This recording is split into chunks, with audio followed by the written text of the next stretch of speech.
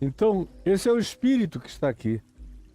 Jesus, sendo ouvido por todos os publicanos e pecadores da Galileia, e disseram: vamos lá, gente, ele não faz acepção de pessoas, ele é diferente. Ele acolhe todo mundo. Ele não fica separando o joio do trigo, ele não faz nada disso. Ele simplesmente deixa cada um se manifestar diante dele. Vamos lá, nenhum de nós será rejeitado. Nenhum de nós será rechaçado. Nenhum de nós será desprezado, porque ele não olha para a gente como os fariseus nos olham. Eles olham com um amor sublime, um amor eterno, com o amor do Pai. É assim que ele nos olha. Então vamos lá, e foram todos. Todos. Essa ênfase aqui não é um exagero, ela é bem abrangente. Foi todo mundo, as coletorias de impostos ficaram vazias. E os pecadores abandonaram os seus postos e seus lugares de atividade, e todo mundo se uniu. Eu gostaria de ter visto essa reunião com gente com as aparências as mais variadas, com os piercings, com as argolas das orelhas, as mulheres pintadas com alguma extravagância, homens que se vestiam diferente de todos os religiosos daquele tempo, daquela hora, especialmente dos fariseus. Eram pessoas assim completamente mais livres, viviam muito mais de celebrações festivais do que de qualquer outra coisa. Esse grupo ali, avidamente, olhando para Jesus, enquanto Jesus falava com eles, e eles bebiam cada palavra. E em contrapartida a isso tudo, lá estavam os fariseus e os seus mestres da lei e os seus teólogos zangados, com raiva de Jesus, que era o que acolhia, que não parava de pregar, que não exortava dizendo: olha, vocês só voltem aqui depois de pensarem bem se querem me seguir. Do contrário, vão. Mas não, Jesus não tinha esse assunto de censura para com ninguém. Nunca a gente vê nos evangelhos Jesus dizer: você não está preparado para me ouvir. O que eu tenho a dizer não é para gente como vocês. Ele acolhe a todos. Aos amigos, aos curiosos, aos antagonistas e até aos perversos. E também aos dissimulados, cujo coração ele conhecia muito bem.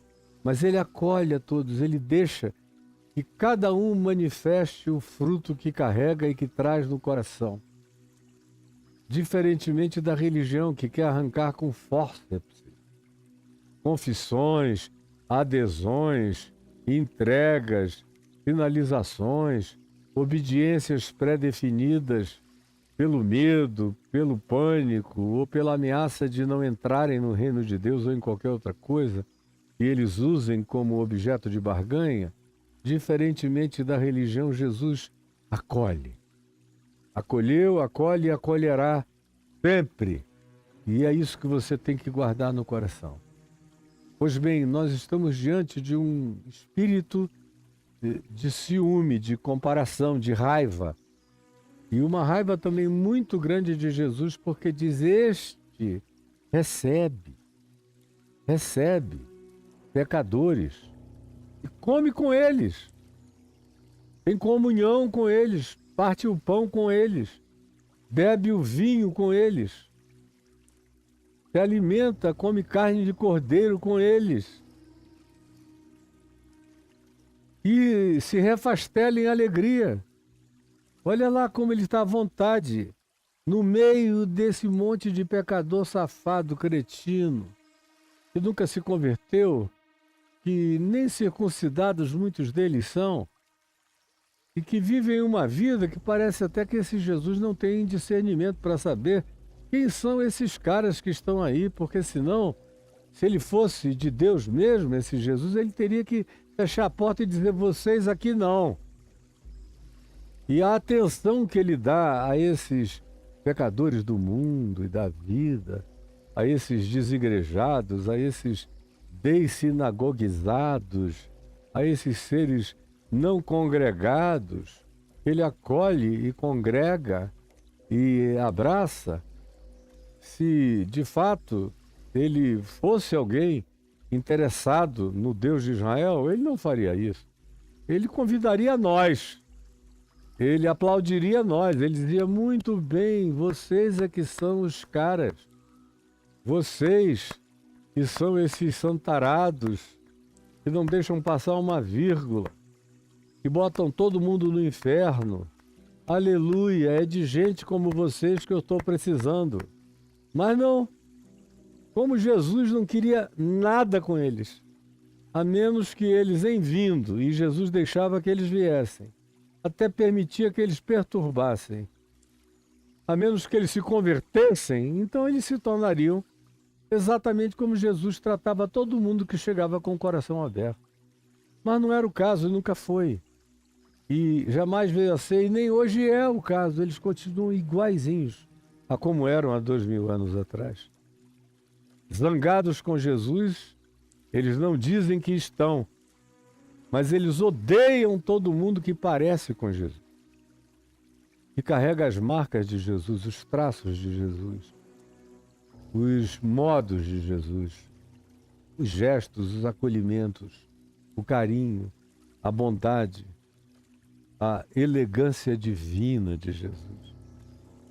Aquele poder de olhar o coração e não se importar com as aparências, de ver quais são as palpitações mais sinceras do interior e acolher a essas palpitações, a esses desejos íntimos, ao invés de estereótipos e de exterioridades. E isso, esses religiosos não podiam aceitar jamais, porque eles vivem só da cara para fora. Eles não têm vida interior. Jesus disse que no interior deles tudo era rapina, eram corpos em putrefação, eles eram como sepulcros pintados de branco, caiados de branco por fora, mas dentro estavam cheios de putrefação, de carne apodrecida. Assim, Jesus descreve o interior dessas pessoas aqui. Essa é a introdução para você compreender o que se vai dizer daqui para frente nessas parábolas que nós vamos observar. A saber, a parábola da ovelha perdida, da dracma perdida, do filho pródigo, do administrador infiel e do rico e do Lázaro. Tem tudo a ver com esse introito. E o público ao qual Jesus se dirige, isso vai ficar bem explícito um pouco mais à frente, depois da parábola do administrador infiel, se vai dizer com clareza: os fariseus, que eram avarentos, ouviam tudo isto e o ridicularizavam. Eles começaram a murmurar aqui no início, no final eles já tinham perdido a linha. Eles estavam ridicularizando, botando a mão na barriga e fingindo gargalhadas mentirosas contra Jesus, por causa de cada coisa que Jesus dizia, que era totalmente diferente de tudo que eles eram e ensinavam.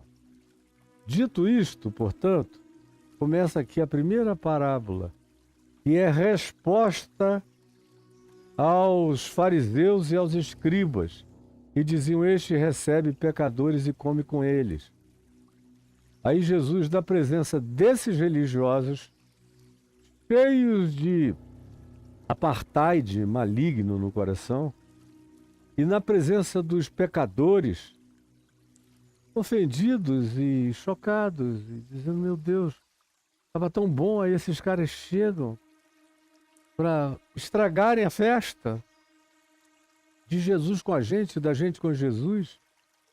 E Jesus toma a palavra e não diz nada que seja direto para aqueles religiosos murmuradores.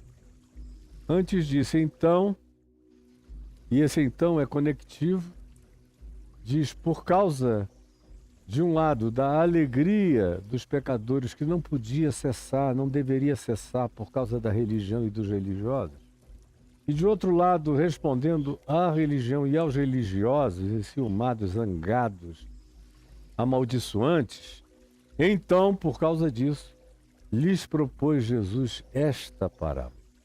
Esta parábola é para esse contexto.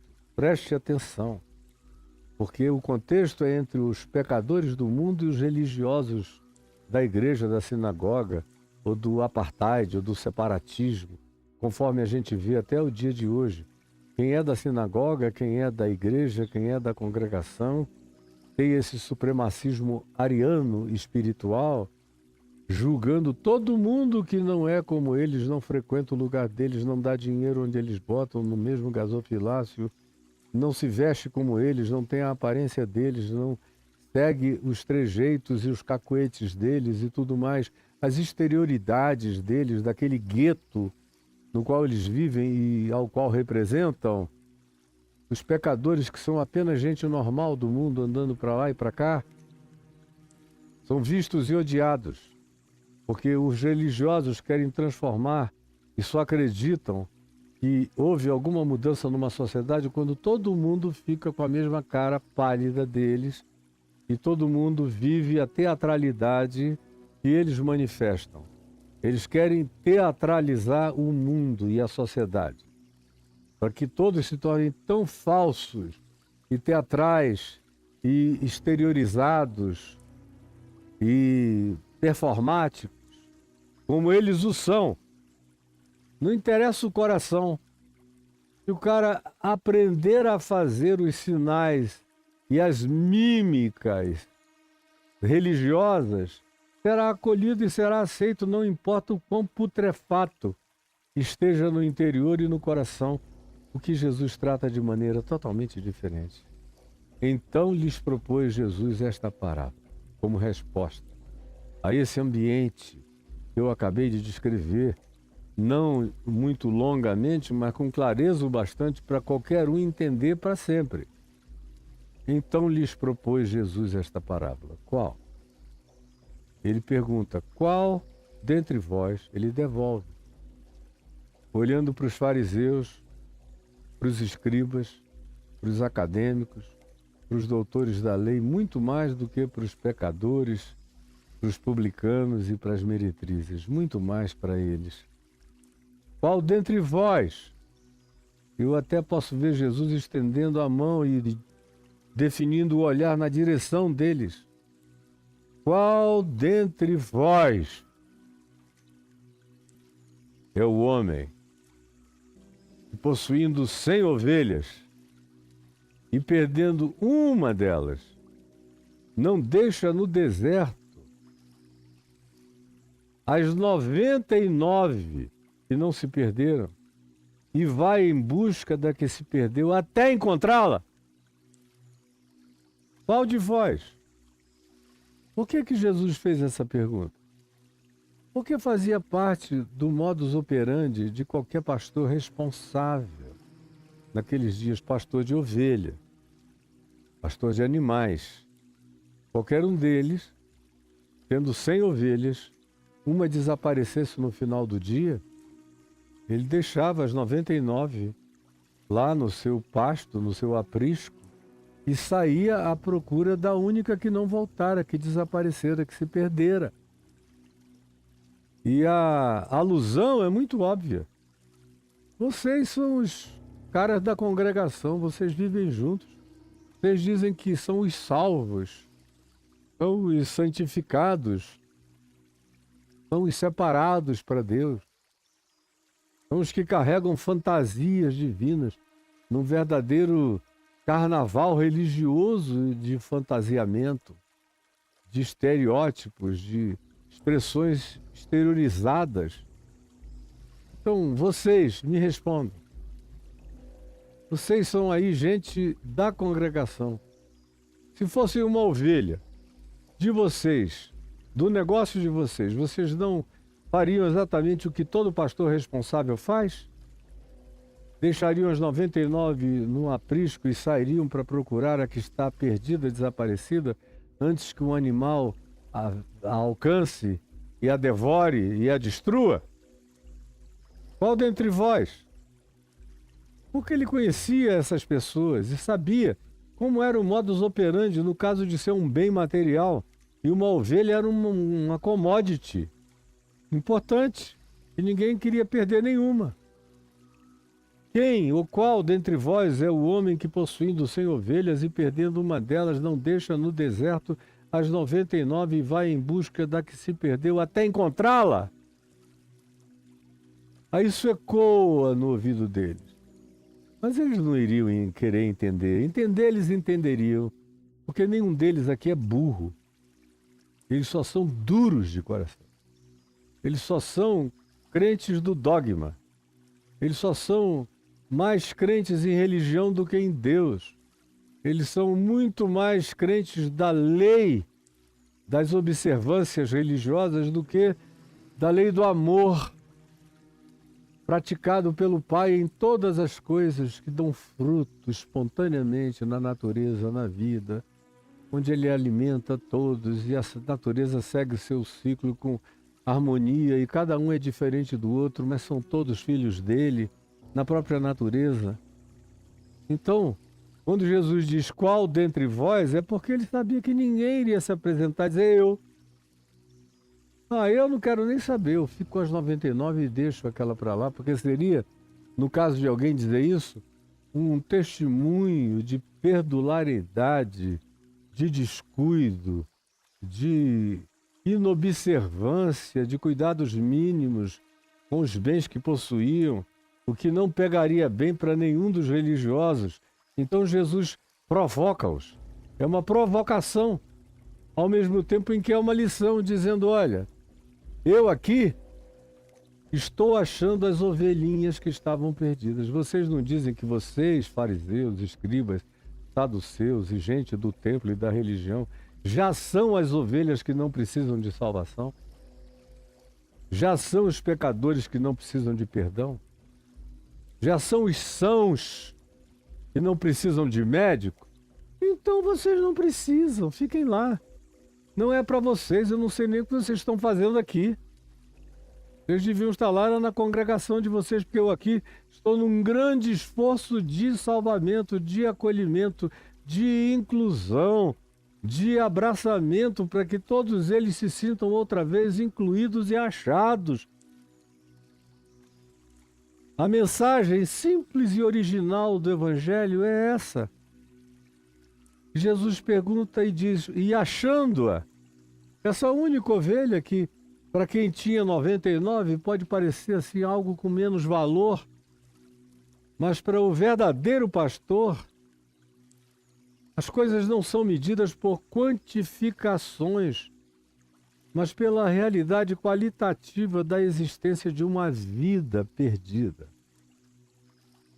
E aí ele conclui dizendo, e achando-a, põe-na sobre os ombros, cheio de júbilo, de alegria. Ele volta no cair do dia, na escuridão da noite, na direção das outras 99 ovelhas. Ele não precisa de público para se alegrar, ele se alegra sozinho, ele vem rindo na escuridão, voltando à procura do aprisco onde estão as 99, cheio de alegria no coração. E indo para casa, ele reúne os amigos e os vizinhos. Quando ele chega em casa, depois de ter tangido agora, não mais 99 ovelhas, mas 100, de volta para casa e bota dentro dos lugares de cuidado e de guarda, chama os amigos e vizinhos dizendo-lhes, alegrai-vos comigo. Alegrai-vos comigo. O reino de Deus é um reino, como diz o meu amigo Osmar Ludovico, muito apropriadamente, é um reino de amigos. E aqui se diz que é exatamente isso que Jesus faz. Cheio de júbilo, indo para casa, reúne os amigos. E reúne os vizinhos. Reúne o próximo. Reúne todos aqueles que podem ser solidários com a alegria dele. Todos aqueles que choram com os que choram e alegram-se com os que se alegram são os amigos de Jesus. Indo para casa, reúne os amigos e vizinhos, dizendo-lhes, alegrai-vos comigo. Quem tiver coração para a redenção, para a salvação, para o perdão, para o encontro do perdido, quem tiver bom espírito para celebrar o acolhimento do que tinha perdido o rumo na vida, quem tem essa boa alma, quem é gente de boa vontade o suficiente, venham e participem da alegria de Deus. Da alegria de Deus. Porque Jesus está falando aqui da alegria de Deus. Alegre-se com a alegria de Deus, alegre-se com a alegria do Cristo, alegre-se com a alegria do bom pastor que dá a vida pelas ovelhas. Alegrem-se comigo, porque eu achei a minha. Essa é uma coisa que sempre me impressionou. Não é eu achei uma ovelha perdida, é a minha. Tem uma particularidade de amor, de pessoalidade, de intimidade, de troca de nomes. O verdadeiro pastor de ovelhas conhece as ovelhas pelos seus nomes, é o que Jesus diz em João no capítulo 10. Chama cada uma delas pelo seu próprio nome. Não é uma massa de ovelhas. O verdadeiro rebanho de Jesus é feito de gente que conhece umas às outras, e o bom pastor chama as suas ovelhas pelo nome, com carinho, com afabilidade, e dá a elas um cuidado e um trato pessoal. Quando diz alegrai-vos comigo, porque já achei. Esse já é tão expressivo. Denota que enquanto não achasse, ele não estaria completo sem aquela ovelha perdida. Haveria um vazio no coração desse pastor enquanto ele não achasse esta que estava perdida. E é mais do que só isso. Ele diz, eu já achei a minha. E é claro que ele não está falando de ovelhas no pasto. Ele está falando de gente. Ele está falando de publicanos, meretrizes, pecadores, trazendo uma mensagem para os fariseus e os mestres da lei e querendo que eles entendam a relação pessoal que Jesus tinha com aquelas pessoas que eles abominavam tanto. Eles odiavam a quem Jesus chamava de minha. É um outro choque que a gente vê todo dia como manifestação da religião em relação à liberdade de Jesus, amar a quem quer amar, acolher a quem quer acolher. Eu, no passado, fiz muito esforço para ver se as sinagogas e as igrejas e os ajuntamentos e as congregações cristãs conseguiam ter alegria pelas ovelhas desprezadas por todos, mas não para Jesus. E continuava amando-as do mesmo modo e largando tudo para ir atrás delas, porque elas são prioridade dele. Porque o ser humano perdido é opção preferencial de Deus em Cristo Jesus, é o perdido, pois o Filho do Homem veio buscar e salvar o que estava perdido. Aquele que diz que está achado, que sabe das coisas, que não precisa de nada, que já se resolveu no ambiente da religião, que já se garantiu. Jesus diz, então fiquem aí. Eu não vim para vocês. Vocês se dizem sãos. Eu sou médico, vocês não precisam de médico, eu não tenho tempo a perder com gente que diz que não precisa de Deus e não precisa de graça e não precisa de perdão e não precisa de amor e não precisa de acolhimento e não precisa de nada. Então, fiquem aí. Eu vim para quem precisa e para quem me encontrando se alegra. E ele chama esses que são os que ele define como já achei. A razão da minha alegria é porque já achei a minha ovelha perdida. E ele trata essa única ovelha como se ela fosse a única existente. No mundo inteiro é a minha. E tem uma lição tão linda, tão singela, um ensino tão bonito de Jesus aqui. Para você que queira. Nem todo mundo quer. A gente está vivendo num tempo do mundo muito estranho, Se fosse há 50 e tantos anos atrás, quando eu comecei a pregar, era gente chorando para todo lado, porque as pessoas estavam infinitamente mais sensíveis e não tinham ficado ainda cínicas, como boa parte da nossa geração se tornou cínica. Elas estariam chorando quando ouvissem essa pessoalidade de Jesus dizendo: alegrem-se comigo, porque a razão da alegria é que eu já achei a minha ovelha perdida, a minha é dele. Não é da sinagoga, não é da igreja, não é da religião, não tem dono nenhum humano, é dele, é a minha ovelha. Só eu posso encontrá-las. Só eu posso acolhê-las. Só eu posso curá-las. Elas são minhas. Eles podem desprezar o quanto queiram desprezar, achando que cuidar de um não tem o mesmo valor que cuidar de 99. Mas a lógica da graça de Deus, a lógica do Evangelho de Cristo é oposta à lógica eclesiástica, à lógica da mega igreja, à lógica das matemáticas religiosas que não querem saber quem não apareceu, porque também não dava dinheiro mesmo, não ajudava muito aqui. Isso é a lógica que a gente vê em operação.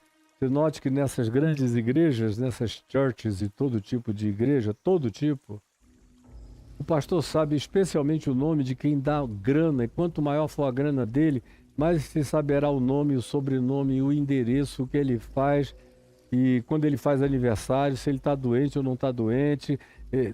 Esses recebem atenção especial, porque são só esses que existem para esses falsos pastores. Mas para o pastor, para o bom pastor do Evangelho, 99 não são uma conta que o comove. Ele sai à procura de quem se perdeu. Não de quem diz: eu estou resolvido na vida, mas é do que se perdeu. E ele vai procurando algo que é dele, não é de ninguém mais. O valor daquele ser é para ele, é pertinente a ele.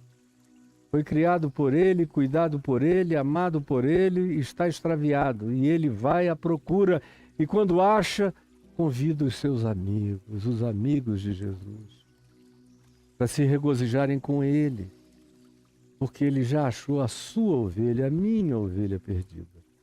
E aí Jesus conclui, preste atenção nisso. Ele conclui dizendo: digo-vos, todos ouviram. Mas de uma maneira muito especial, eu sei que ele estava olhando de modo intenso para os fariseus, os escribas, os religiosos e os seres do apartheid que ali estavam. Digo-vos que assim haverá maior júbilo no céu por um pecador que se arrependa, que era o contexto todo, eram pecadores. Estavam se arrependendo sem ser como o arrependimento de João Batista, todo mundo gritando, chorando, batendo no peito. Com Jesus o arrependimento é diferente. É uma mudança de mente mesmo. Não é uma manifestação de grito choroso, de jogar a terra na cabeça, de sair em estado de quase automutilação para demonstrar tristeza. Não. Jesus lia os corações. Ele sabia quando a alma humana estava entrando num processo mutacional, quando a mente estava entrando num processo de metanoia, de mudança de mente para uma perspectiva original que o indivíduo nunca carregara antes. Isso é arrependimento. Embora estivessem todos alegres, e ele alegre com eles, come com pecadores, se banqueteia com pecadores, ri com pecadores, vai vendo a graça operar enquanto o cara gargalha chorando. Come o pão com uma alegria quebrantada, bebe vinho com um coração completamente derretido, e Jesus está vendo isso. Não as performances de exterioridade, porque não são necessárias, a menos que sejam espontâneas. Mas ele entende quando, não havendo nada disso, todavia houve a mudança pela via do encontro, da felicidade, que diz: eu não, nem acredito que eu encontrei o que eu não buscava, o que eu nem sabia que me procurava.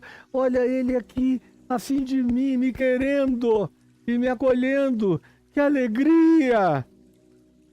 Na maior parte das vezes é assim a manifestação do arrependimento em Jesus.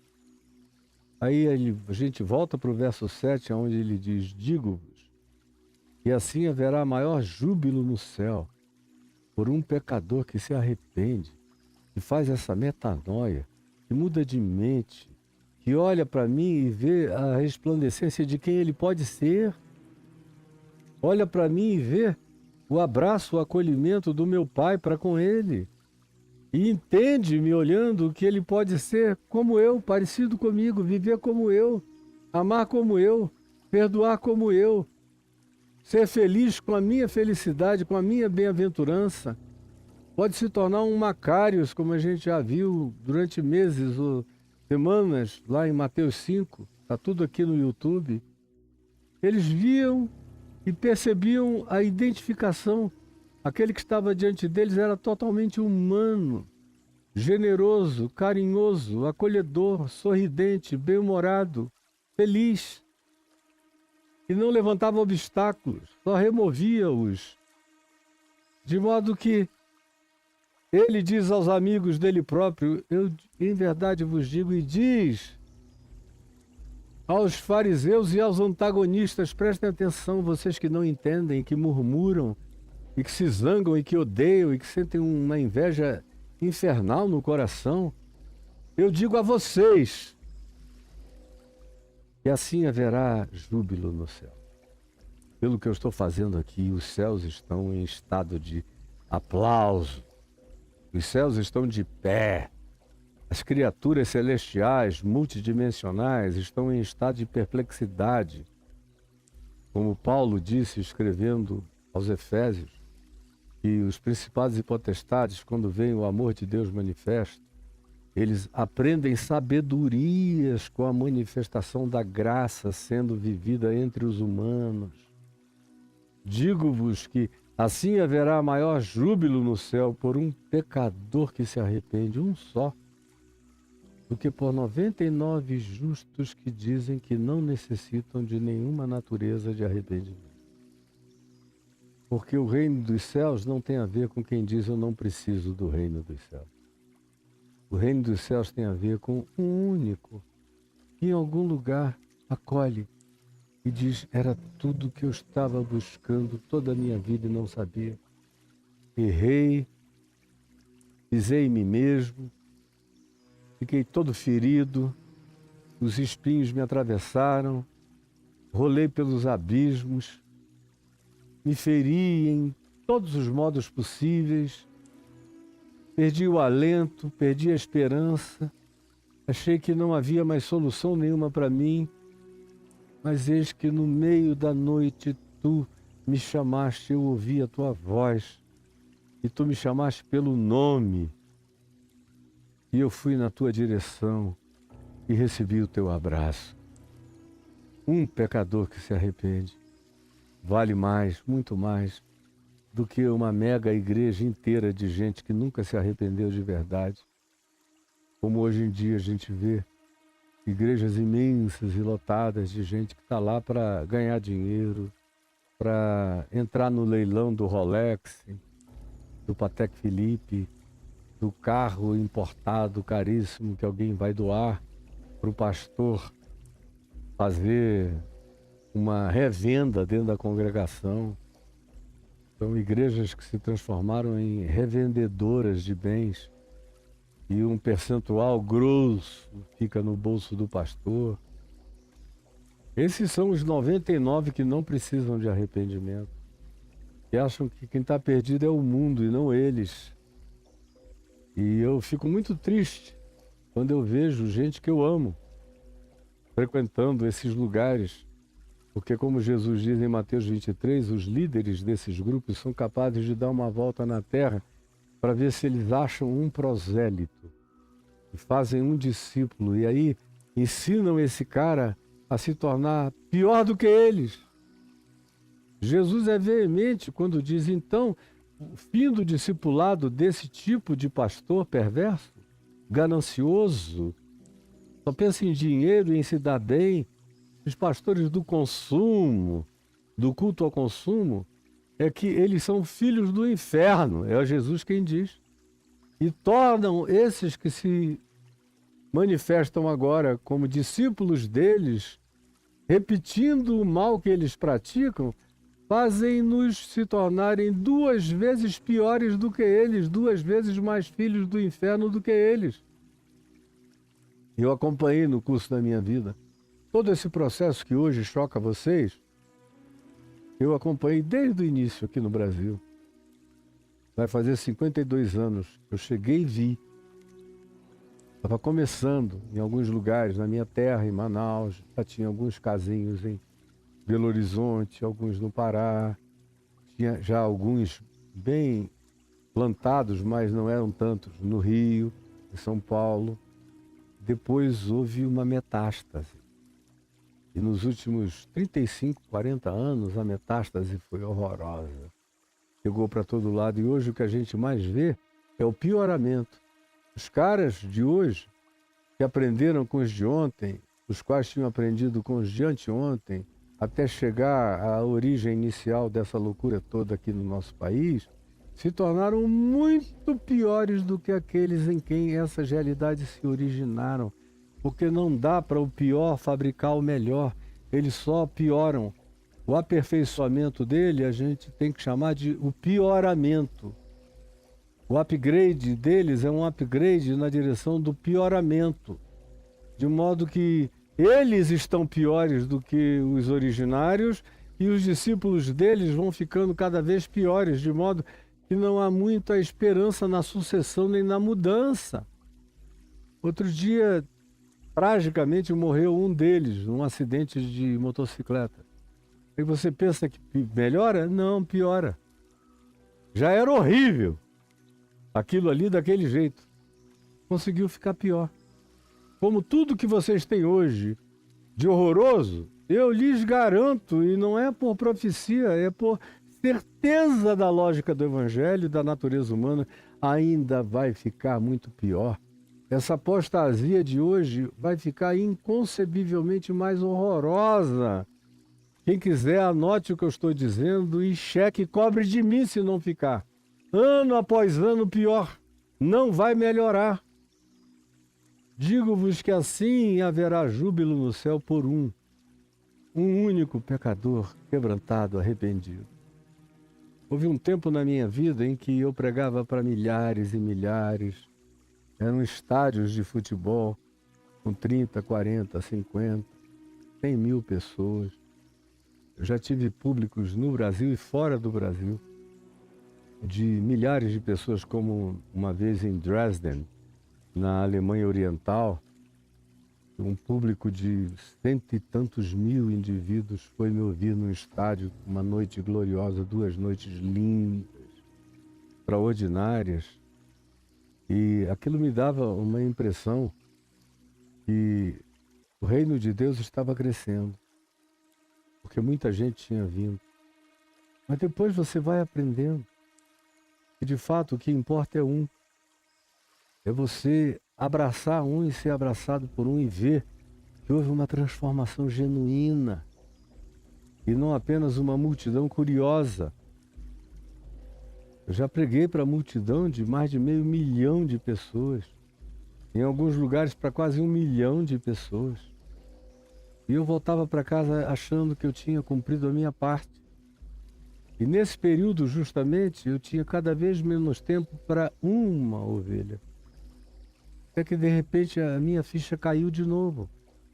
Como era no princípio, eu voltei a ser.